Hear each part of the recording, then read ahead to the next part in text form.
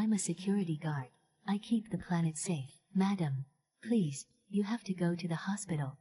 The master is sick. Aunt Zhang came rushing in, her face looking like the sky was falling. I was curled up on the sofa eating sunflower seed, and didn't even look up. Aunt Zhang, have a seat. What's the emergency? Did one of the sows have a second litter? No. No second litter. Aunt Zhang waved her hands frantically. Not the pigs, the master. The master coughed today. He's already at the hospital. As his wife, you really should go see him. I put down my seeds and looked at her seriously. Let me get this straight. That man, worth hundreds of millions, countless assets, a body forged from iron, the kind of guy who could pin me down and shove me straight to the top of the Forbes wealth ranking with 1 times coughed asterisk. Heaven have mercy. I'm finally going to inherit his fortune. Ha ha ha ha. Aunt Zhang just stared at me, dumbfounded. Why did I look more excited than the sick master? I wiped the tears of laughter from my eyes, waved a hand with heroic flair. I choose you. My knight. Sorry. My Mandarin's not great. Do you know which holler Qi Weiran's hospital room is in? A. Labor. Mr. Qi is in the room at the very end. Thanks. Sweetheart, time to go hear the hero's last words. I pushed open the hospital room door with a triumphant Swaggeringstel asterisk.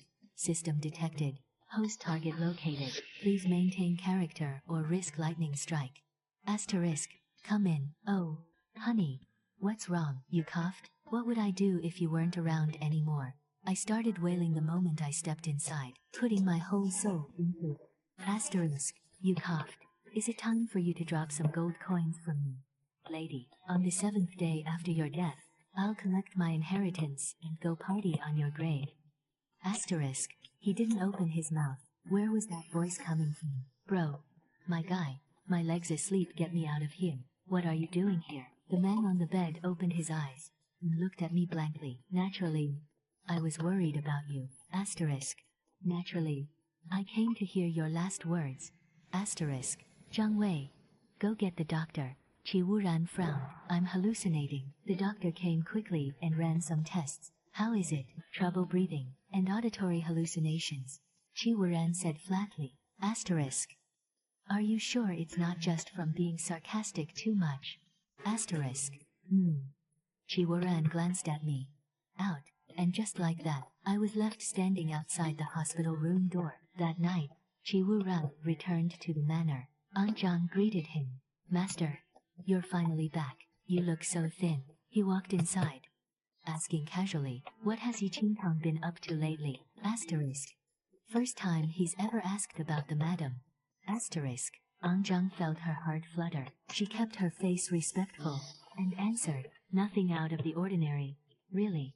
She just got a little pet. She can't even keep herself alive, and she got a pet. Get rid of it. Aunt Zhang hesitated. Master, please reconsider. The madam's taste is a bit unusual. Xiaohua just gave birth to a litter of wild boar piglets. She's in her month of confinement. It would be inhumane to keep her out. Qi Weiran paused mid-step, then tell Yi Qingtang to ride the pig out. Meanwhile, I was still wandering around outside. A cab back to the manor cost $50. Asterisk. I really shouldn't have tipped that male streamer so much. Asterisk. My phone buzzed a food delivery alert. I looked down. Order #8. Going to Night Manor. I looked up and spotted a delivery rider parked by the curb. I walked over, pointed at the takeout bag in his hand, and said, that's my order. Since you're heading there anyway, why don't you give me a ride too? The delivery guy stared at me. His expression was priceless. Yeah, asterisk. A knife-cutting butt. An eye-opening experience. Asterisk. You some kind of monkey from Fruit Mountain? He asked. Save me. Order for Ding Hong. Your delivery has arrived. Enjoy your meal. I grabbed the takeout box and vaulted perfectly over the manor wall. Asterisk.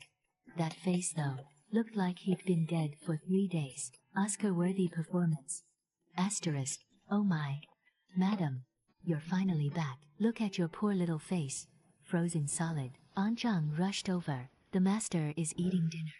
He found out about Xiaohua, but he didn't have her thrown out. He said you can ride her out. Ride a pig. Since when did he speak human? Asterisk. I pushed open the door and walked inside. Honey, I'm home. No response. Qi Weiran sat at the dining table, eating slowly and deliberately. Master. Aunt Zhang chimed in. Madam heard you went to the hospital and rushed straight back. She hasn't eaten all day, and she's been out in the cold wind. Her body won't hold up. I quickly nodded along, casually tossing my takeout box into a nearby bucket. Who's the absolute degenerate who threw their half-eaten spicy hot pot into my rice bucket? Aunt Zhang whispered. Isn't that a trash can? Ah. Sorry. I lowered my head and shuffled out, but out of the corner of my eye, I spotted my spicy hot pot container, sitting right there in Qi Weiran's rice bucket. Oh, so it was his bucket. Asterisk. Look at those pant legs, no long underwear. When he gets old man knees, I'll push his wheelchair around the plaza and let him watch me square dance with other old guys. Master. Please don't be mad. Uncle Liu didn't mean it. I fake. Conciliatory. Ed. Then leaned in. Is your cough any better? Still feeling bad?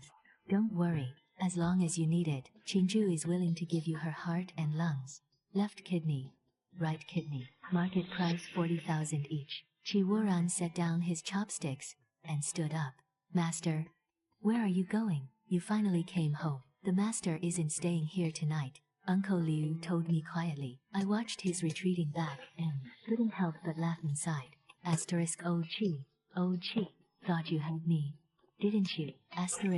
I pulled out my phone and dialed a number. Find me a therapist. As soon as possible.